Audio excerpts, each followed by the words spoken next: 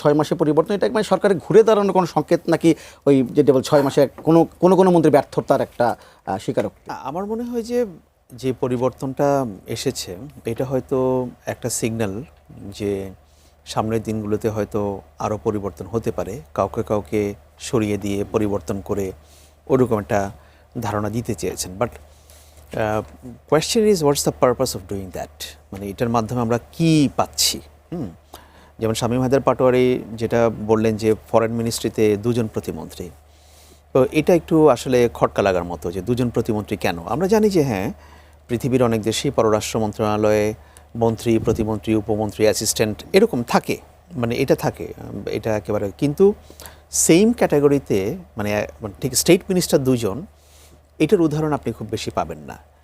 এখন সরকার হয়তো, আমার কাছে যেটা মনে হচ্ছে যে শামা ওবায়দ যেহেতু আগে থেকে পররাষ্ট্রমন্ত্রী, প্রতিমন্ত্রী আছেন, উনি বিএনপির আন্তর্জাতিক বিষয়ক মানে কমিটিতেও তিনি ছিলেন, এবং বিএনপি যখন ক্ষমতায় ছিল না উনি বিভিন্ন ডিপ্লোম্যাটিক মিটিংগুলোতে তিনি যেতেন। সো ওনার একটা ওই জায়গাটাতে ওনার একটা অবস্থান ছিল। এখন শামা ওবায়েদকে সেখান থেকে সরানো যাচ্ছে না, বা সরাবে না, বা সরালে সেটা নিয়ে প্রশ্ন উঠতে পারে। এখন হুমায়ুন কবিরকেও আবার হয়তো সরাসরি একটা অ্যাডমিনিস্ট্রেটিভ রোলে, এক্সিকিউটিভ রোলে নিয়ে আসতে চাচ্ছে সরকার, প্রধানমন্ত্রী, তো সেটাও আছে। এখন আমি যেটা দেখলাম যে পররাষ্ট্র মন্ত্রণালয়কে ভাগ করে দেওয়া হয়েছে, দায়িত্বগুলোকে ভাগ করে দেওয়া হয়েছে।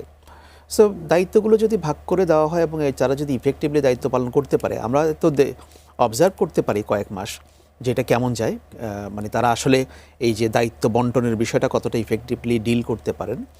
আর 2 জন মন্ত্রীকে, প্রতিমন্ত্রীকে এখানে দেওয়া হয়েছে। আপনারা জানেন যে পররাষ্ট্রমন্ত্রী খলিলুর রহমান, তিনি যেহেতু ইউএনজি এর প্রেসিডেন্ট নির্বাচিত হয়েছেন, ওনাকে ওখানে একটা সময় ব্যয় করতে হবে, কারণ যেহেতু উনি কমিটমেন্ট করেছেন যে উনি ফুল টাইম প্রেসিডেন্ট হিসেবে থাকবেন।